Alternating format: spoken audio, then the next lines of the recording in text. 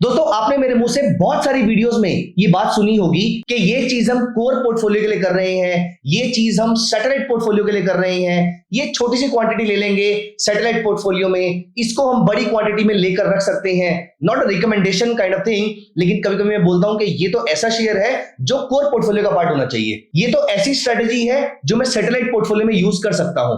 तो ऐसे टर्म्स आपने बहुत बार सुने होंगे, मेरे थ्रू भी सुने होंगे, आप अगर न्यूज़पेपर पढ़ते हैं तो वहां पर भी बहुत बार सुने होंगे। रादर आपने बहुत बार ये भी देखा होगा कि कभी स्टेज पे कोई बड़ा इन्वेस्टर आके बोलता है तो वो कहता है कि हाँ ये मेरे पोर्टफोलियो का पार्ट है लेकिन उतना सिग्निफिकेंट नहीं है और इसके ऊपर मेरा बहुत ज्यादा ध्यान भी नहीं है, मैं शायद इसके अंदर कभी भी और ज्यादा इन्वेस्ट नहीं करूंगा क्योंकि वो उनके सैटेलाइट पोर्टफोलियो का पार्ट होता है।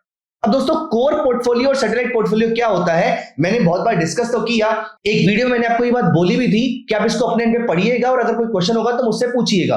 और फिर आपकी रिक्वेस्ट पे ही मैं पूरा का पूरा ये वीडियो लेकर आ रहा हूं क्योंकि आप में से कुछ लोगों ने उसको पढ़ा लेकिन शायद कुछ डाउट्स रहे होंगे, आपने मुझसे बहुत सारे क्वेश्चंस पूछे जिनका मैंने आंसर करने की कोशिश भी करी, लेकिन अगेन उस रिक्वेस्ट के बाद मुझे लगा कि मुझे प्रॉपर एक वीडियो फॉर्म करना चाहिए, इसके ऊपर प्रॉपर एक वीडियो बनाना चाहिए जहां पर मुझे आपको समझाना चाहिए कि इसमें क्या क्या चीजें होती हैं। अब जैसे अगर हम आगे बढ़ते हैं कोर पोर्टफोलियो और सैटेलाइट पोर्टफोलियो में, और हाँ अगर आपकी एज अभी यंग है, अगर आप अपने 20s में है, 30s में है, इवन अर्ली 40s में भी हैं, ऐसे केस में आपके पास इन्वेस्टमेंट करने के लिए कम से कम 20-25 साल है, 30-35 साल है, कुछ भी ऐसे नंबर ऑफ इयर्स हैं। तो दोस्तों ये कॉन्सेप्ट आपके लिए लाइफ चेंजिंग कॉन्सेप्ट हो सकता है, हमेशा इस कॉन्सेप्ट को याद रखिएगा और इसी को माइंड में रखकर आपको अपनी इन्वेस्टमेंट या आपको अपने पोर्टफोलियो को डिजाइन करना है। अब दोस्तों हम यहां पर आगे बढ़े उससे पहले मैं आपको यह बता दूं कि कोर पोर्टफोलियो और सैटेलाइट पोर्टफोलियो को सीखने के लिए सबसे पहले अपने माइंड में एक सोलर सिस्टम लेके आइएगा। तो सोलर सिस्टम में सन सेंटर में होता है और बाकी सारे प्लैनेट्स उसके अराउंड घूम रहे होते हैं और बाकी कुछ कुछ की छोटी छोटी सैटेलाइट्स भी होती हैं। बस ये जो आपका सन है ये आपका कोर पोर्टफोलियो है, ये आपकी रिटायरमेंट, ये आपके बच्चे की शादी, ये आपके बच्चे की एजुकेशन और ये आपके लाइफ के और भी अगर कोई बड़े गोल्स होंगे, जनरली ये बड़े गोल्स होते हैं तो मैंने इन्हीं का नाम लिया, आपके लाइफ में कोई और भी बड़े गोल्स हो सकते हैं। तो आपके लाइफ के बड़े गोल्स को माइंड में रखते हुए आपको इस सन पे फोकस करना है। आपको जितनी गलतियां करनी है उसके सैटेलाइट में तो आप जितनी मर्जी कर लीजिए, लेकिन ये जो सन वाला पोर्टफोलियो है, ये सबसे बड़ा पोर्टफोलियो है, यहां पर गलती करना अलाउड नहीं है। इसका मतलब ये बहुत ही सेफर टाइप का पोर्टफोलियो होना चाहिए। By safety I do not mean to say कि ये सारा पैसा एफडी में डाल दो, यहां पर मैं ये भी नहीं कह रहा कि इस पूरे पैसे से गोल्ड परचेज कर लो, लेकिन सेफ्टी की एक परसेप्शन होती है, एज इन किसी के लिए ये पर्टिकुलर टाइप ऑफ शेयर भी सेफ्टी साउंड कर सकता है, किसी के लिए सिर्फ गोल्ड ही सेफ्टी होता है। लेकिन यहां पर आज इस टॉपिक को डिस्कस करने से पहले मेरे कुछ एजम्पशंस हैं, उनमें से एक सबसे बड़ा एजम्पशन ये है कि हमारा फोकस यहां पर इक्विटी मार्केट्स में रहेगा। अगर आपके पोर्टफोलियो में गोल्ड बॉन्ड कुछ भी ऐसा है आप उसको अलग से रखिए यहां पर। वैसे तो आज से 10-15 साल पहले जो फॉर्मूला चला करता था मोस्ट कॉमनली वो ये था कि 100 minus your age should be the money invested in the equity markets.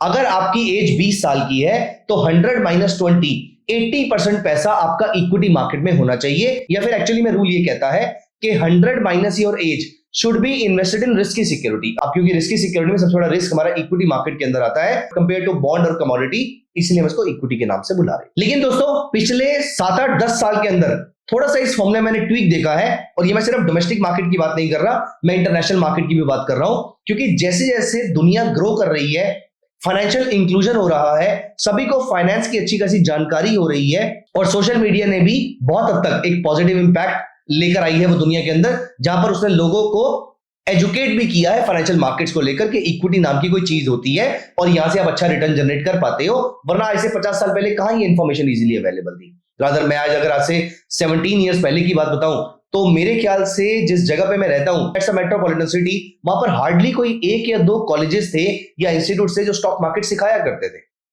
लेकिन आज की डेट में देखें तो आपको बहुत सारे इंस्टीट्यूट्स मिल जाएंगे। आज आप यूट्यूब से भी सीख सकते हैं, इंस्टा से भी सीख सकते हैं, तो बहुत सारी इंफॉर्मेशन होने के चलते लोगों की रिस्क एपेटाइट भी बढ़ी है। इसीलिए आज की डेट में फॉर्मूले में थोड़ा सा बदलाव आया है। मैंने बहुत सारी बुक्स में इस चीज को पढ़ा, मैगजीन्स के थ्रू भी पढ़ा, तो तब मुझे श्योरिटी हुई कि हाँ ये एक बदलाव पूरी दुनिया भर के अंदर चल रहा है। आज वो बदलाव क्या कहता है, now do not subtract your age from 100, subtract your age from 120। इसका मतलब क्या है कि अगर आपकी एज 40 इयर्स भी है तो भी आपका 80% पैसा इक्विटी मार्केट में होना चाहिए, जो कि पिछले फॉर्मूले के अकॉर्डिंग सिर्फ 60% आता था। खैर एनीवेज, मैं यहां पर इस मुद्दे के बारे में कोई ज्यादा बात नहीं करना चाहूंगा, क्योंकि फिर भी ये आपकी एक इंडिविजुअल चॉइस हो सकती है। आप 60% करें, 70 करें या 80 करें, लेकिन एक बार अपने साथ कुछ 2-3-4 घंटे बैठकर अपने आप से बात कीजिए, डिसाइड कीजिए मुझे कितना पैसा इक्विटी मार्केट में रखना है। खैर इस मुद्दे को हम यहां पर साइड पे रख के चलते हैं। अब हम यहां पर बात करेंगे कोर पोर्टफोलियो और सैटेलाइट पोर्टफोलियो की। सबसे पहले हम ये समझते हैं कोर पोर्टफोलियो में होना क्या क्या चाहिए। ये मैंने आपको बताया कि ये आपका कोर पोर्टफोलियो है। इसका मतलब यह है कि ब्रॉडली अप्रोक्सीमेटली 80% पैसा आपका कोर पोर्टफोलियो के अंदर होना चाहिए। तो 70 to 80% पैसे के आसपास आपको कोर पोर्टफोलियो के ऊपर ही फोकस करना है। मतलब ये आपके फोकस का सबसे बड़ा एरिया होना चाहिए, ये आपकी इंपॉर्टेंस का सबसे बड़ा एरिया होना चाहिए। तो 80%, मैं अगर अपनी बात करूं तो 80% रखता हूं मैं, लेकिन 70 से 80% आपका पैसा कोर पोर्टफोलियो की तरफ संगठित होना चाहिए। वहां पर आपका पोर्टफोलियो कॉन्सेंट्रेट हो सकता है, होना चाहिए, बट आपकी चॉइस है। वहीं पर अगर मैं सैटेलाइट पोर्टफोलियो की बात करूं तो अप्रोक्सीमेटली 20 से 30% पैसे पे अब हमने रिस्क लेना है। वैसे रिस्क तो हम कोर पोर्टफोलियो में भी ले रहे हैं, क्योंकि यहां पर भी हम इक्विटी मार्केट में इन्वेस्ट कर रहे हैं। तो आपके माइंड में एक क्वेश्चन आएगा कि जब दोनों में इक्विटी है तो कोर पोर्टफोलियो में कौन सी इक्विटी होगी और सैटेलाइट में कौन सी होनी चाहिए। तो दोस्तों कोर पोर्टफोलियो में हमेशा लो रिस्क इक्विटी को ही प्रेफर किया जाता है। इसका मतलब क्या है कि आपके कोर पोर्टफोलियो में इंडेक्स फंड्स हो सकते हैं, ETFs हो सकते हैं, ब्लू चिप सिक्योरिटीज हो सकती हैं, या फिर very high quality mid cap securities हो सकती हैं। ब्रॉडली ये वाला पोर्टफोलियो आपका कोर पोर्टफोलियो का पार्ट रहेगा। रीजन ये है कि हम कोर पोर्टफोलियो में बहुत कम रिस्क इसलिए लेते हैं क्योंकि इस पोर्टफोलियो का सबसे पहला पर्पस हमारी रिटायरमेंट को सेव करना होता है, और रिटायरमेंट हम स्मॉल कैप सिक्योरिटीज के बेसिस पे नहीं छोड़ सकते हैं। इसीलिए यहां पर लार्ज कैप या फिर very high quality mid cap securities ही अलाउड होती हैं। तो ये होता है कोर पोर्टफोलियो। और वहीं पर अगर आपके सेक्टोरल फंड्स हो गए, यहीं आपके कुछ छोटे mid cap and small cap funds हो गए, यहीं पर आपकी कुछ डायरेक्ट इक्विटी में कुछ सिक्योरिटीज हो गई, ये पैसा आपका सैटेलाइट पोर्टफोलियो में रहता है। मतलब आपका बड़ा पैसा हमेशा कोर का पार्ट होना चाहिए और छोटा पैसा, कम पैसा आपका सैटेलाइट का पार्ट होना चाहिए। हाँ, इसमें एक डेविएशन ये हो सकती है कि आप छोटी एज में कोर को कम और सैटेलाइट को ज्यादा रख सकते हैं, क्योंकि बड़े बड़े इन्वेस्टर्स ने भी ऐसा ही किया था स्टार्टिंग में ज्यादा कैपिटल जनरेट करने के लिए। अब यहां पर मैं आपको ये बता दूं that I not being a financial planner, मेरे किसी भी स्टेटमेंट को आप सिर्फ एजुकेशन पर्पसेस के लिए यूज कीजिएगा। You should be contacting your financial adviser for the final advice. और ऑफ कोर्स जैसे मैंने बताया कि हर इंसान का सबसे बड़ा फाइनेंशियल एडवाइजर और सबसे बड़ा फाइनेंशियल गाइड सबसे पहले वो खुद होता है, उसके बाद ही कोई फाइनेंशियल एडवाइजर भी वहां पर आता है। इसलिए खुद के साथ बात करना बहुत जरूरी होता है। तो दोस्तों ये तो हमें समझ में आया बेसिक लेवल पर कोर पोर्टफोलियो और सैटेलाइट पोर्टफोलियो में क्या होता है। यहां पर कुछ डिफरेंसेस हैं जो आपको ध्यान रखने हैं। सबसे बड़ा difference is on the basis of objective. जहां पर कोर पोर्टफोलियो का objective is the stability and decent returns, satellite portfolio का motive is to generate extraordinary returns. छोटे टाइम में ज्यादा रिटर्न्स जनरेट करना, आप ज्यादा रिस्क यहां पर लेंगे। तो objective is one of the difference. Second, the kind of securities. Core portfolio comprises primarily of large cap, blue chip, ETF, index fund type of securities, while satellite portfolio comprises of mostly mid, small या फिर और risky type of securities, जिसमें REITs भी आ सकती हैं। यहीं पर अगर हम risk profiling की बात करें तो core portfolio comprises of low और moderate risk securities, वहीं पर satellite portfolio should comprise of high और moderately high risk securities। चौथा, इसके टाइम फ्रेम को लेकर डिफरेंस आता है। कोर पोर्टफोलियो का फोकस हमेशा लॉन्ग टर्म होना चाहिए, आप डेकेड्स की बात कर रहे हैं। वहीं पर अगर आप सैटेलाइट पोर्टफोलियो की बात करें तो आप अगले कुछ सालों की बात भी कर सकते हैं। कभी कभी हम किसी थीम को पकड़कर अगले 6 महीने, 8 महीने, 1 साल की भी बात कर सकते हैं। और लास्ट डिफरेंस जो इनमें आता है वो आता है एलोकेशन का।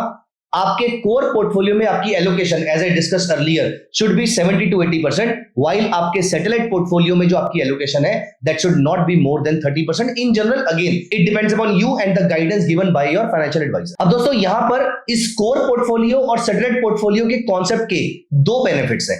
पहला, प्रॉपर डाइवर्सिफिकेशन। अगर आप ये टेक्निक फॉलो करेंगे तो मोर लाइकली देन नॉट आपका portfolio at all points in time totally diversified रहेगा। दूसरा और सबसे बड़ा बेनिफिट जो आपको यहां पर मिलता है वो है आपको स्पेशल रिस्क मैनेजमेंट की टेक्निक्स अप्लाई नहीं करनी पड़ेगी। आपका रिस्क ऑटोमेटिकली मैनेज रहेगा, क्योंकि आपके कोर पोर्टफोलियो में आपकी एलोकेशन ज्यादा है which is relatively lower risk, और आपके सैटेलाइट पोर्टफोलियो में आपकी एलोकेशन कम है which is relatively high risk. तो हाई रिस्क में कम और लो रिस्क में ज्यादा, ऐसे करके आपने अपने रिस्क को मैनेज कर लिया, आपने अपने रिस्क को कंट्रोल कर लिया। अब दोस्तों लास्ट क्वेश्चन जो आपके माइंड में आएगा वो ये आना चाहिए कि इसकी अप्रोच क्या है, इसको प्रॉपरली बिल्ड कैसे किया जाए। अगर आज आप 25 साल के हैं, अगर आज आप 20 साल के, अगर आप 30 साल के हैं, तो आज मुझे कोर और सैटेलाइट पोर्टफोलियो को किस तरीके से बिल्ड करना है। तो पहला, सबसे पहले अपने रिस्क एपेटाइट, अपने फाइनेंशियल गोल्स और अपने टाइम होराइजन को डिफाइन कीजिए। आपका टाइम होराइजन कितना है?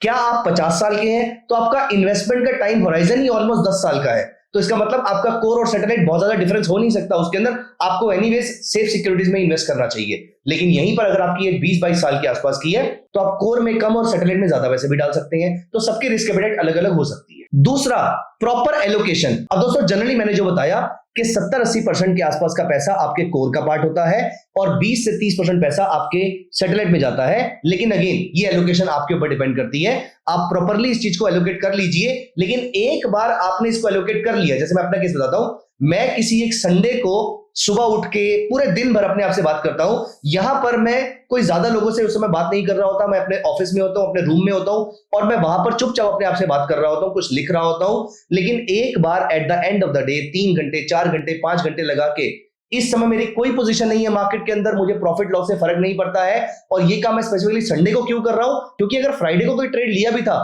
तो सैटरडे को उसका इंपैक्ट खत्म हो गया है, या फ्राइडे को अगर मैंने कोई इन्वेस्टमेंट करी थी, सैटरडे तक उसका इंपैक्ट माइंड से खत्म हो चुका है। अब Sunday is broadly neutral here, इसीलिए न्यूट्रल माइंड के साथ मैं यहां पर मैंने जो डिसाइड किया अपने लिए, जो मैंने आपको बताया कि 80% पैसा मेरे कोर पोर्टफोलियो के अंदर रहेगा और 20% के आसपास मेरा पैसा सैटेलाइट पोर्टफोलियो के अंदर रहता है।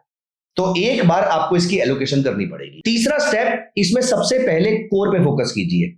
Build your core portfolio. So the third step says that build your core portfolio, and the core portfolio primarily may comprise of ETFs, maybe Nifty ETF, maybe Bank Nifty ETF, maybe IT ETF, maybe FMCG ETF, maybe US Equity ETF। ऐसे सारे ETF जो धन platform पे available हैं, आप उन सारे ETF में अपने पैसे धीरे धीरे इन्वेस्ट करना शुरू कर सकते हैं।